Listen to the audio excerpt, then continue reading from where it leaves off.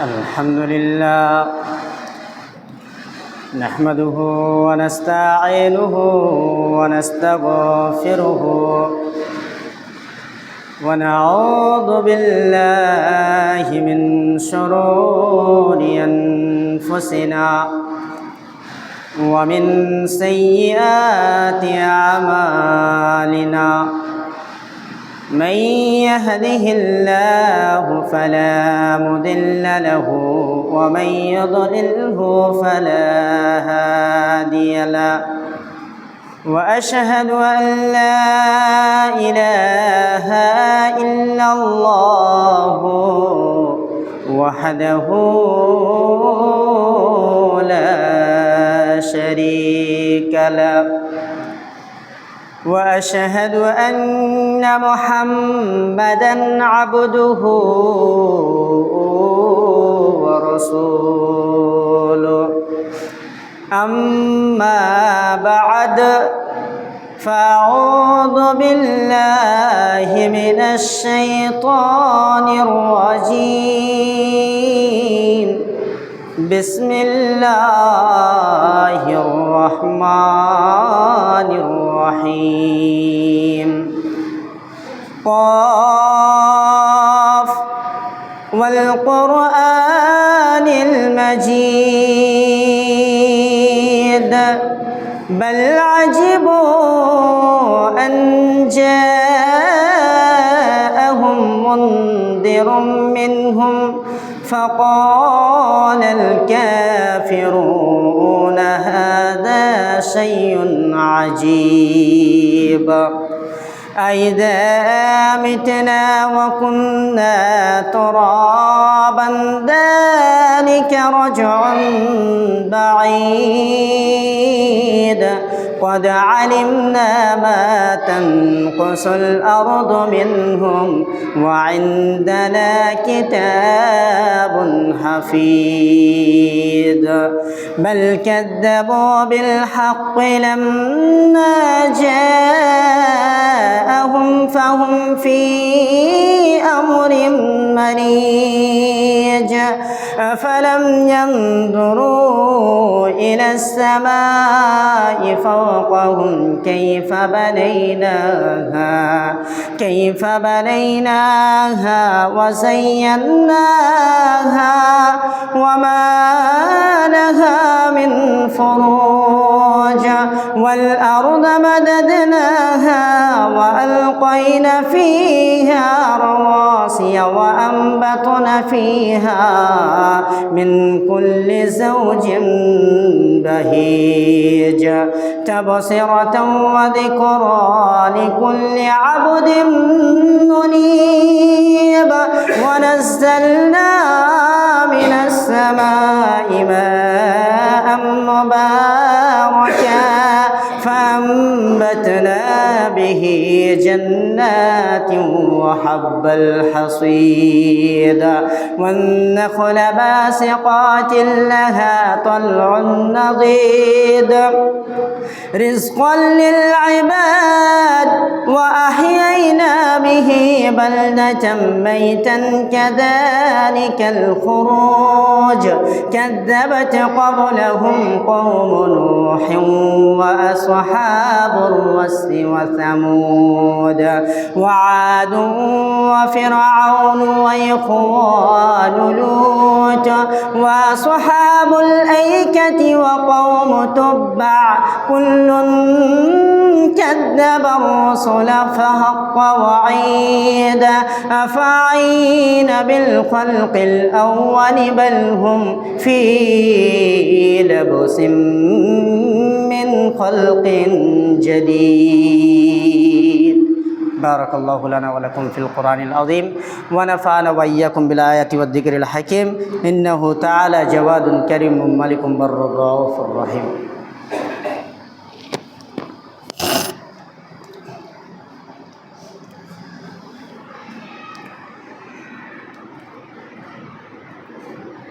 الحمد لله وحده والصلاة والسلام على من لا نبي بعد أما بعد فإن خير الحديث كتاب الله وخير الهدى هدى محمد صلى الله عليه وسلم وشر الأمور محدثاتها وكل محدثة بدعة وكل بدعة ضلالة وكل ضلالة في النار أعوذ بالله من الشيطان الرجيم بسم الله الرحمن الرحيم يا أيها الذين آمنوا اتقوا الله حق تقاته ولا تموتن إلا وأنتم مسلمون يا أيها الناس اتقوا ربكم الذي خلقكم من نفس واحدة وخلق منها زوجها وبث منهما رجالا كثيرا ونساء واتقوا الله الذي تساءلون به والأرحام إن الله كان عليكم رقيبا يا أيها الذين آمنوا اتقوا الله وقولوا قولا سديدا يصلح لكم أعمالكم ويغفر لكم ذنوبكم ومن يطع الله ورسوله فقد فاز فوزا عظيما رب اشرح لي صدري ويسر لي أمري واحلل عقدة من لساني يفقه قولي رب زدنا علما اللهم رب زدنا علما سبحانك لا علم لنا إلا ما علمتنا إنك أنت العليم الحكيم وما توفيقي إلا بالله عليه توكلت وإليه أنيب أعوذ بالله من الشيطان الرجيم وإذا الموءودة سئلت وقال تعالى أيضا قل للمؤمنات يغضضن من أبصارهن ويحفظن فروجهن ولا يبدين زينتهن إلا ما ظهر منها وليضربن بخمورهن على جيوبهن ولا يبدين زينتهن وقال النبي صلى الله عليه وسلم في الحديث عن أبي هريرة رضي الله تعالى عنه قال قال رسول الله صلى الله عليه وسلم إن الله حرم عليكم حقوق الأمهات ووعد البنات ومنع وأهات রাহ বুখারী ও মুসলিম। সম্মানিত আজকের পবিত্র জুমার মুসাল্লিয়ান ইকরাম,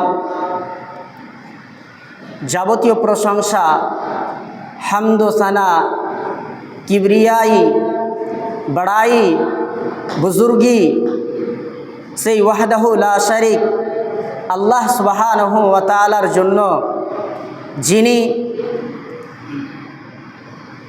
আমাদেরকে অশিক্ষিত বর্ণ বর্বরতা যুগ থেকে উঠিয়ে নিয়ে এসে এক শান্তিপূর্ণ দিনের মধ্যে টিকিয়ে রেখে জীবন যাপন করার তৌফিক ইনায়াত করেছেন। তাই আমরা সেই রবের দরবারে শুকরিয়া আদায় করি, বলুন আলহামদুলিল্লাহ। বাদাহু দরুদ ও সালাম বর্ষিত হোক আল্লাহর পাঠানো সকল নবী ও রসুলদের উপর, বিলখুসুস আমাদের আখিরি নবী নবী মুহাম্মদুর রাসূলুল্লাহ বলুন সাল্লাল্লাহু আলাইহি ওয়াসাল্লামের উপর শত শত দরুদ সালাম শান্তি অবতীর্ণ হোক, আল্লাহুম্মা আমিন। মুহতারাম, আজকের আলোচ্য বিষয় এই জুমার খুতবায়, সে বিষয় হচ্ছে নারীদের মর্যাদা ও অধিকার।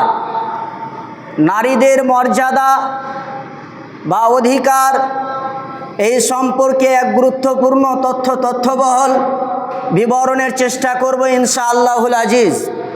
সম্মানিত উপস্থিতি, আজকে আমি যে বিষয় নিয়ে আপনাদের সম্মুখে দাঁড় হয়েছি, যে বিষয় আলোকপাত করার উদ্দেশ্যে দাঁড় হয়েছি, সে বিষয় আমি 3 ভাগে বিভক্ত করেছি, 3 ভাগে ভাগ করেছি।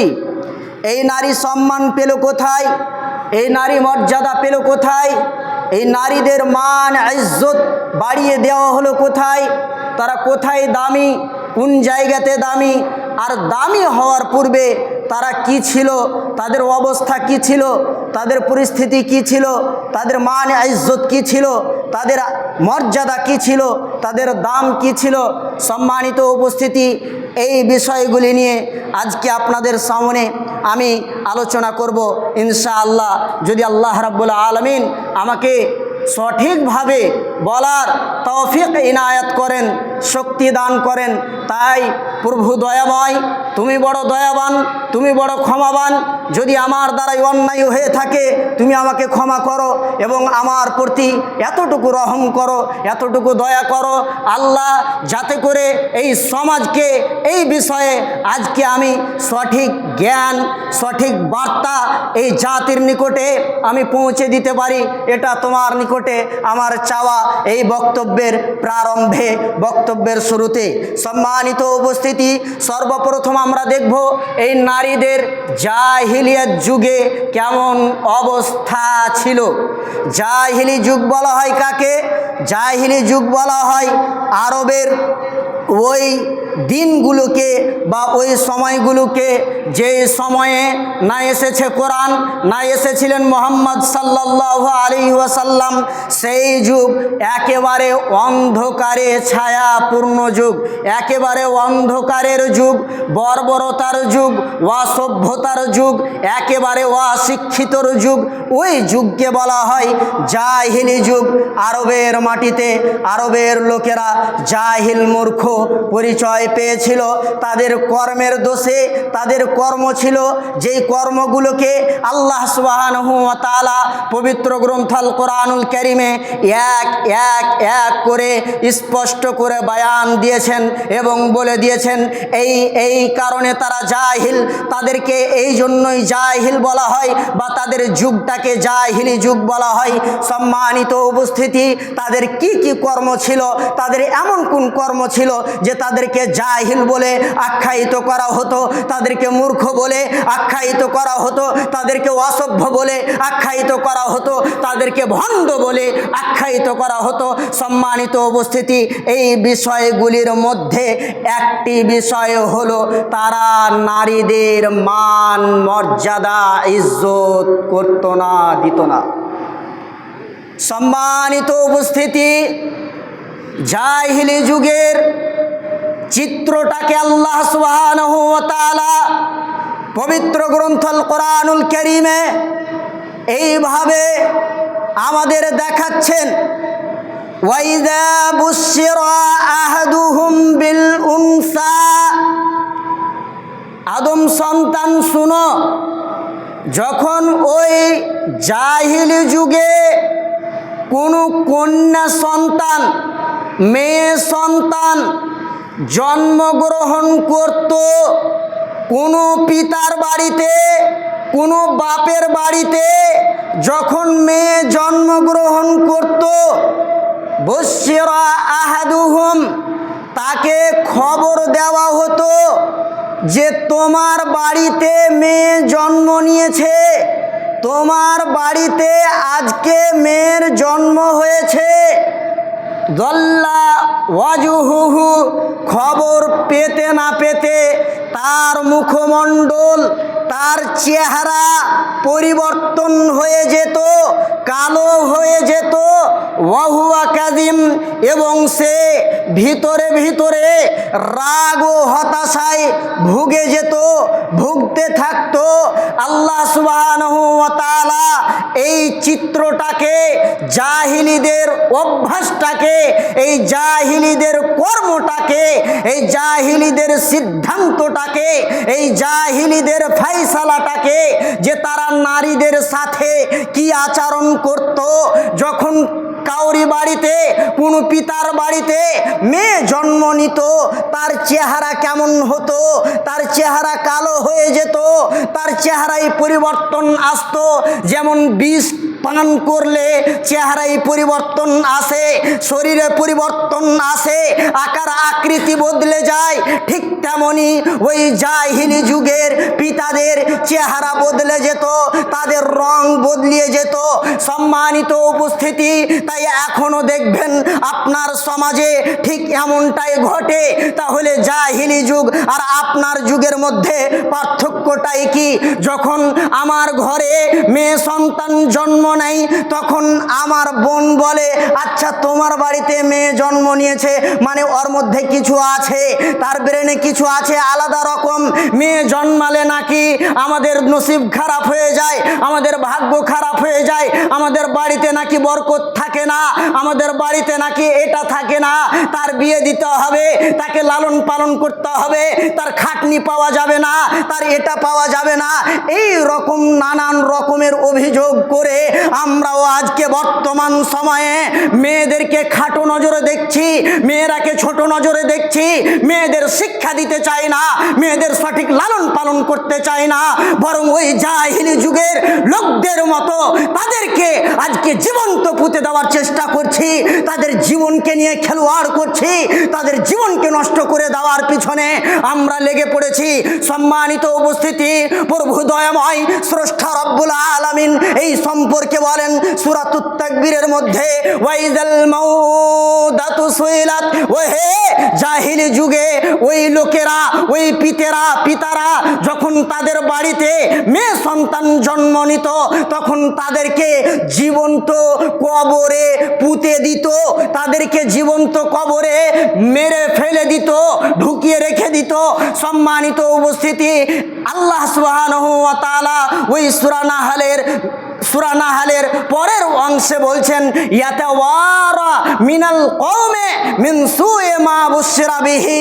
জানো ওই লোকগুলি এতটা তাদের চেহারা পরিবর্তন হতো, এতটা তাদের আকার আকৃতি বদলাতো, এতটা তারা লজ্জা পেত যে আমার বাড়িতে মেয়ে জন্ম নিয়েছে, লজ্জার ভয়ে তারা বাড়ি থেকে বের হতো না। বাড়ি থেকে বের হলেই না জানি রাস্তা থেকে জিজ্ঞাসা করবে, আচ্ছা ওয়ালিউল তোমার বাড়িতে নাকি তোমার মেয়ে জন্ম নিয়েছে, এই কথা বলে ফেলবে, আমাকে লজ্জা লাগবে। এই লজ্জার ভয়ে সেই লোকেরা বাড়িতেই অবস্থান করত, লুকিয়ে বেড়াতো, তারা সমাজের সামনে বলতে পারতো না, তাদেরকে নাকি লজ্জা লাগতো যে আমার বাড়িতে মেয়ে জন্ম নিয়েছে। সম্মানিত উপস্থিতি, আল্লাহ সুবহানাহু ওয়া তাআলা আয়াতের পরের অংশে বলছেন, আল্লাহ সুবহানাহু ওয়া তাআলা বলছেন, আয়ুমসিকুহু আলা হুনিন আম ইয়াদুসুহু ফিত তুরাব। ওহে শুনো, তারা তখন এই রকম একটা মনে মনে বলতো যে আমি আমার মেয়েটাকে অপমানিত অবস্থায় বাঁচিয়ে রাখবো, নাকি তাকে কবরে পুঁতে দিব, নাকি তাকে জীবিত পুঁতে দিব, তাকে শেষ করে দিব, তাকে মেরে দিব, এমনটা তারা ভাবতো। সম্মানিত উপস্থিতি, তারপরের অংশ আল্লাহ সুবহানাহু ওয়া তাআলা বলছেন, আলা সাবধান, আলা সাবধান, আলা সাবধান, সাআ মা ইয়াহকুমুন। জানো ওরা যে কাজটা করত, ওরা যা মেয়েদের সাথে আচরণটা করত, মেয়েদেরকে পুঁতে দিত, মেয়েদেরকে মেরে দিত, মেয়েদের জীবিত কবর দিয়ে দিত, তাদের কর্মটা কতই না নিকৃষ্ট, কতই না খারাপ, কতই না জঘন্য। সাবধান, মেয়ে জন্মালে মুখ কালো হবে কেন, চেহারায় পরিবর্তন আসবে কেন, মেয়ে বোঝ হবে কেন, আপনি জানেন না বলে। এটা তো জাহিলি যুগে আমার মা, আমার বোন, আমার স্ত্রী, আমার বেটির এই রকম অবস্থা ছিল।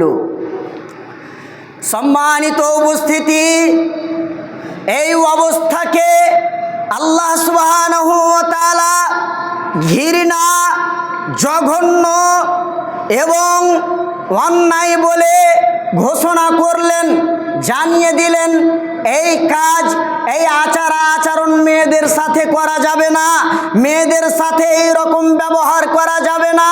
তাই তো মুহাম্মদ সাল্লাল্লাহু আলাইহি ওয়াসাল্লাম হাদিসের মধ্যে স্পষ্ট হারাম ঘোষণা করলেন। কিভাবে?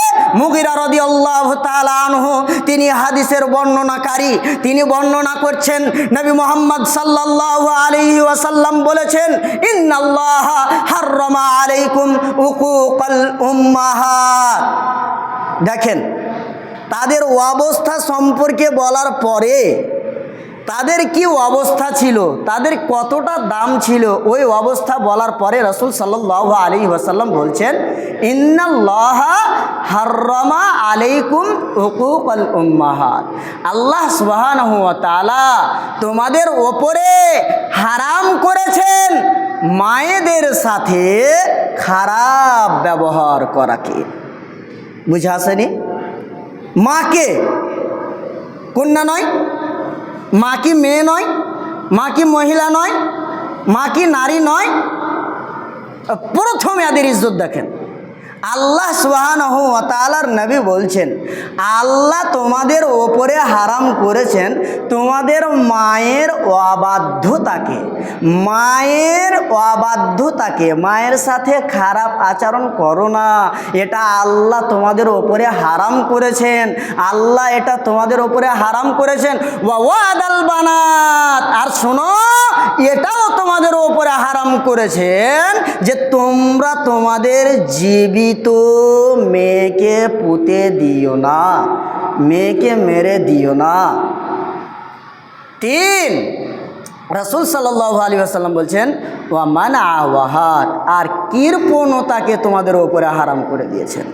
কৃপণতা, বখিলি, কাঞ্জুসি। কাঞ্জুসি কোন জায়গায়? কাঞ্জুসি সৎ কাজে, কাঞ্জুসি সৎ ভালো কাজে কাঞ্জুসি।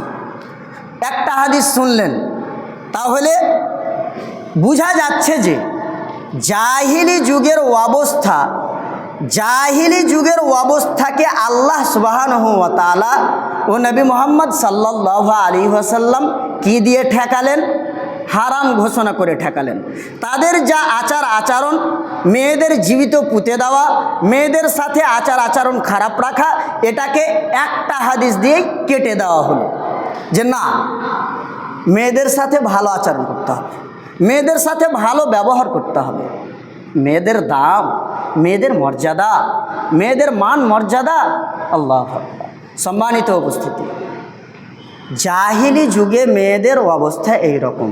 ইসলাম এলো, ইসলাম এসে এই জাহিলি যুগের যত রকমের আচার আচরণ মেয়েদের সাথে হতো সেগুলোকে সে অন্যায় বলে, হারাম বলে সরিয়ে দিল, ঠেকালো যে না, তাদের সাথে এই আচার আচরণ করা যাবে না, তাদের সাথে এই রকম ব্যবহারে চলা যাবে না।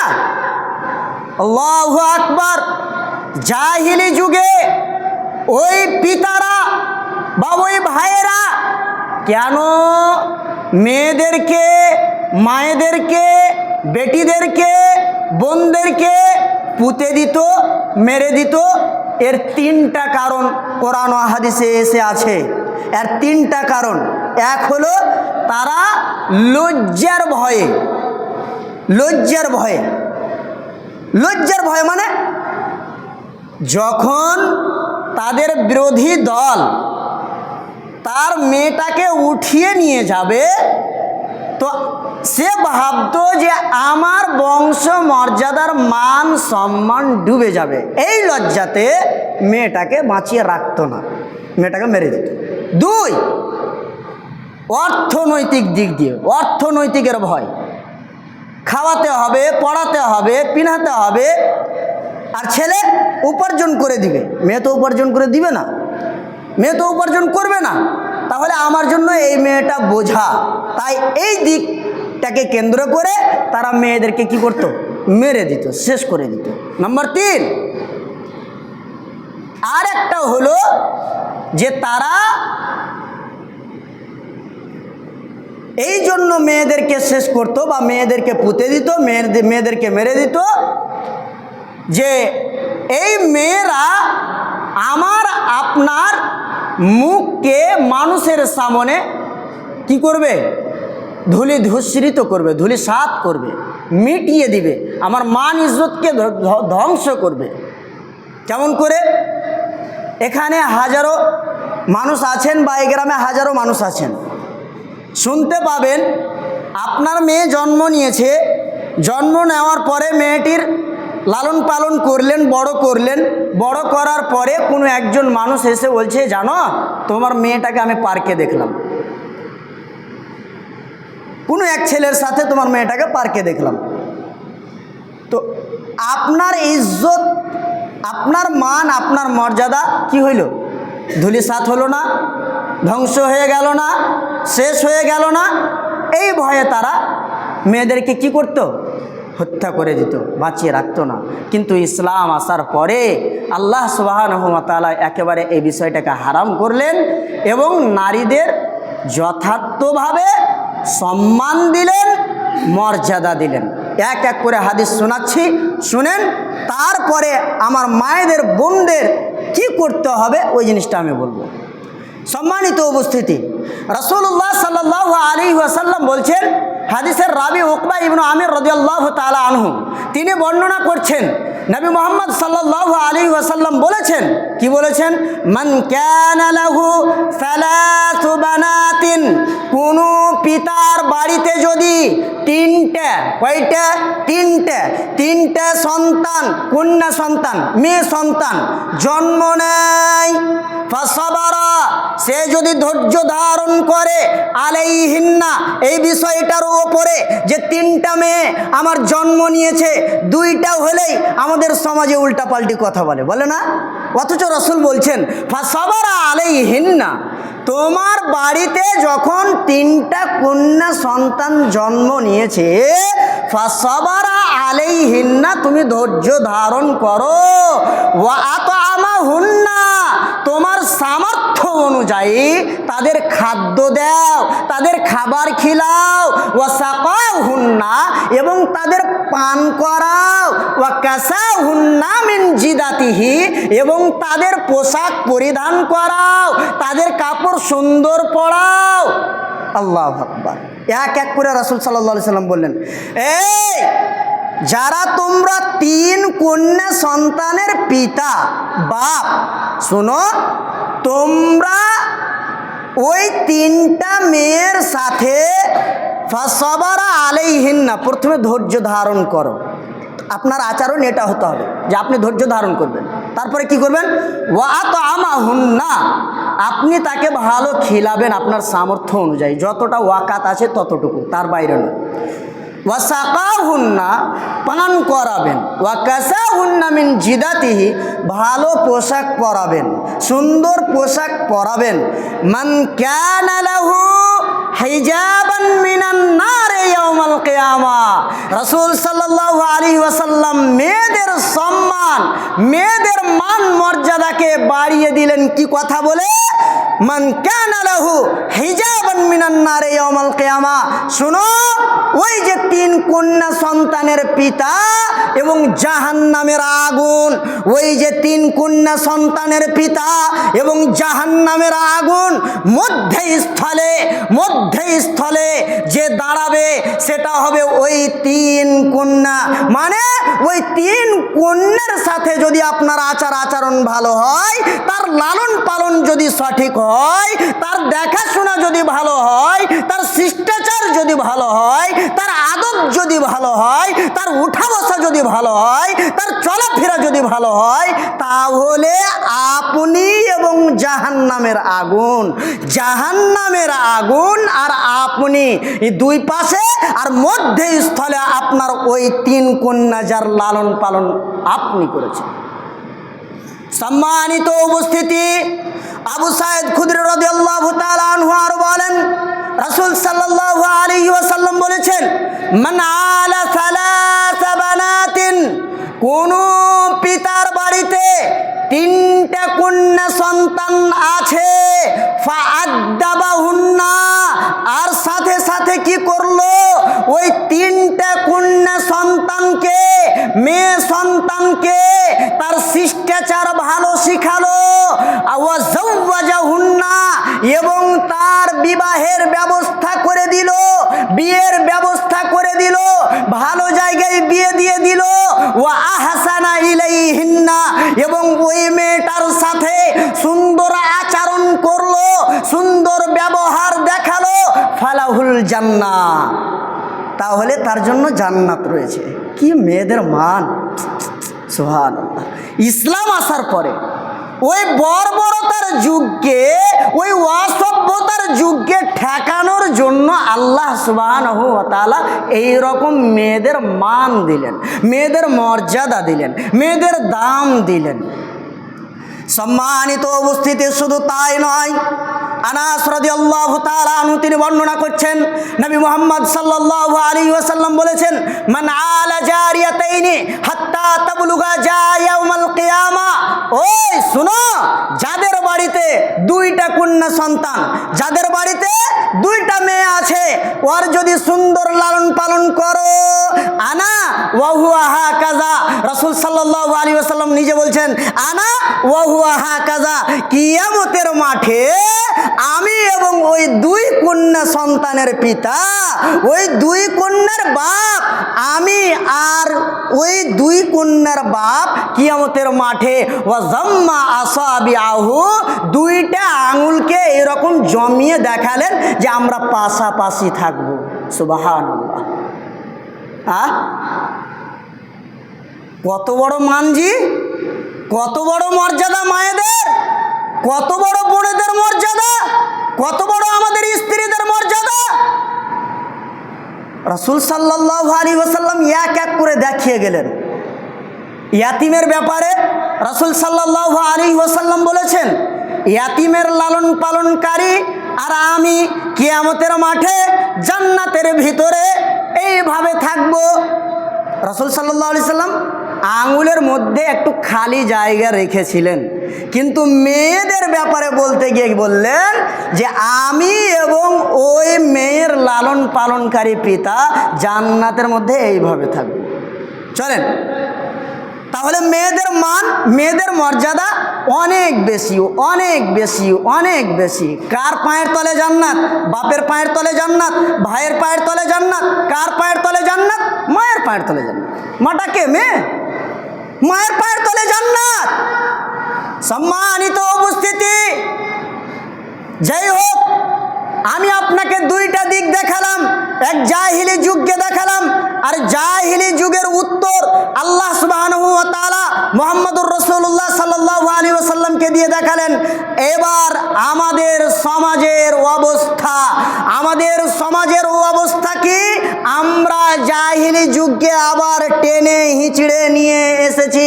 মেয়েদেরকে শুধু ভোগের বস্তু বানিয়েছি, মেয়েদেরকে শুধু ভোগের বস্তু বানিয়েছি, আর মেয়েরাও আজকে আমাদেরকে ভোগ বিলাসিতায় ডুবিয়ে রেখেছে, মেয়েরাও আমাদেরকে শেষ করে রেখেছে।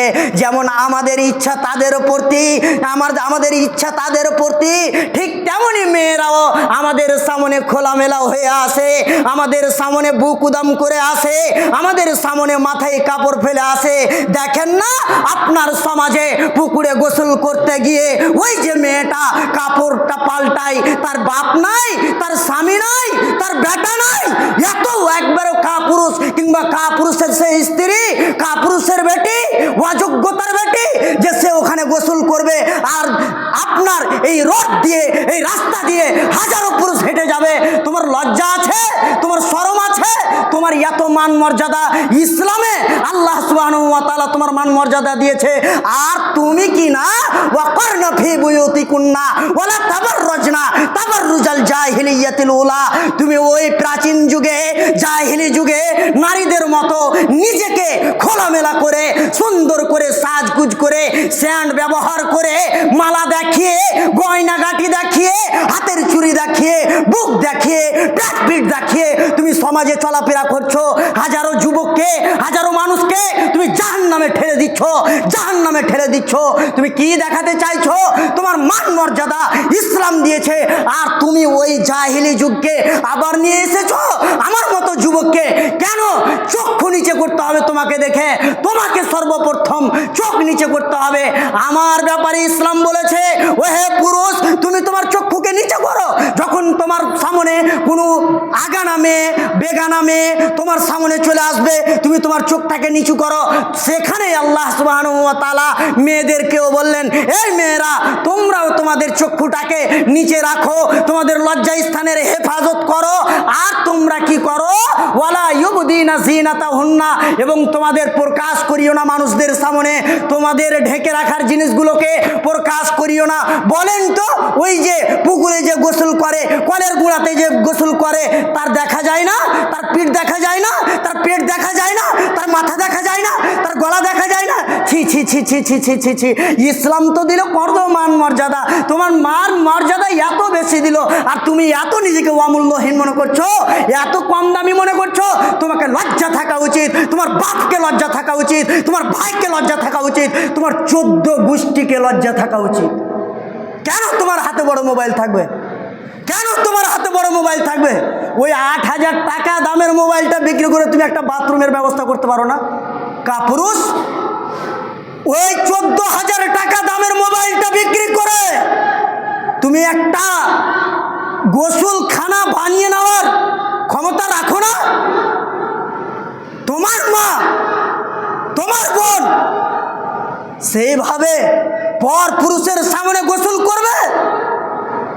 আল্লাহু আকবার। আল্লাহ, তুমি হেদায়েত দাও। আল্লাহ, তুমি আমাদের হেদায়েত দাও। আল্লাহ, তুমি আমাদের সঠিক বুঝ দাও। যেই হোক, পরিশেষ আল্লাহ সুবহানাহু ওয়া তাআলার নিকট দোয়া করব, ইয়া হালাল আমিন, আল্লাহ তুমি আমাদের এই বিষয়টাকে সুন্দর করে বুঝার এবং বুঝার পরে আমল করার তৌফিক দান করো। বলুন আল্লাহুম্মা আমিন। আউযু বিল্লাহি মিনাশ শাইতানির রাজীম। বিসমিল্লাহির রহমানির রহিম। يا أيها الذين آمنوا إذا نودي للصلاة من يوم الجمعة فاسعوا إلى ذكر الله وذروا البيع ذلكم خير لكم إن كنتم تعلمون فإذا قضيت الصلاة فانتشروا في الأرض وابتغوا من فضل الله واذكروا الله كثيرا لعلكم تفلحون وإذا رأوا تجارة أو لهوا انفضوا إليها وتركوك قائما قل ما عند الله خير من اللهو ومن التجارة والله خير الرازقين وأقول قولي هذا أستغفر الله لي ولكم ولسائر المسلمين من كل ذنب فاستغفروه إنه هو الغفور الرحيم.